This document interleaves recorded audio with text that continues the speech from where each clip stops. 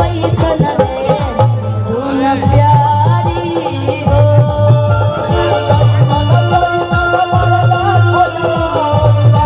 आप समझे कि कहा है कोट वाला खोज बूता चुनो बाबा के देवा। कोट वाला खोज बूता चुनो बाबा के देवा। शॉर्ट पैंट खोज हरी टोली वाले के देवा। शॉर्ट पैंट खोज हरी टोली वाले के देवा।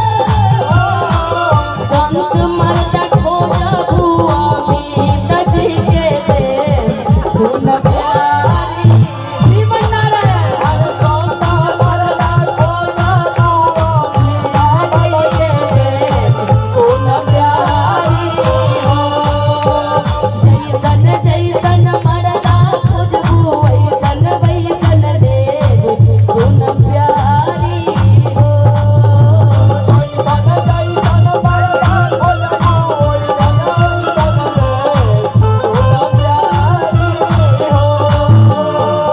सावनमा से समधिया हे नायाइले। सावनमा से समधिया हे नायाइले। कटहर के रउआ अधिकारी कटहर के रउआ अधिकारी। दुल्हा के रउआ सताई। कटहर के रउआ अधिकारी। कटहर के छील छील मुँह में खियाई थी। कटहर के छील छील मुँह में खियाई थी। कटहर के छील छील मुँह में खियाई थी। कटहर के छील छील मुँह में खियाई थी। लेकिन सारी औरतें बोली आपकी समझेंगी। छिलका ठूसाए तब पिछुआई। छिलका ठूसाए तब पिछुआई।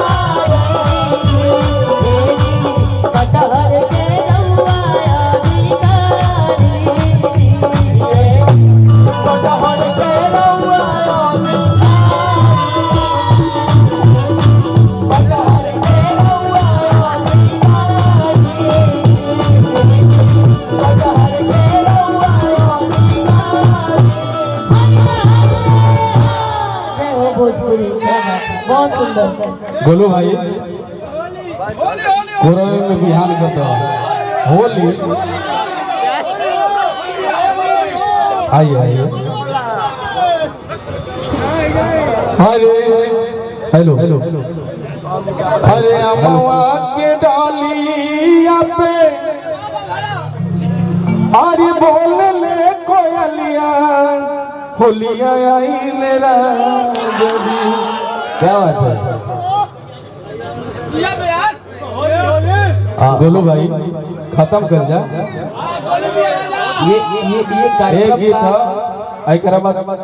ये कार्यक्रम का लास्ट दौर चल रहा है। हाँ लास्ट दौर चल रहा है।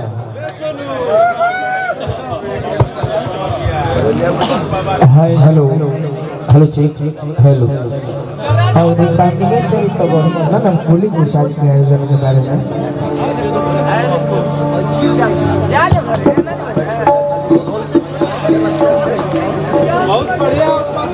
बाबा भी करो तनी और जो कार्यक्रम चल रहा बा मनवा शांत हो जाए। पूरा रात भर एंजॉय के संगे गीत संगीत के माध्यम से आप लोग के बीच में मन का पहुंचे का कोशिश की जा। माँ यमुना सती जो कार्यक्रम के चला रहा बा जो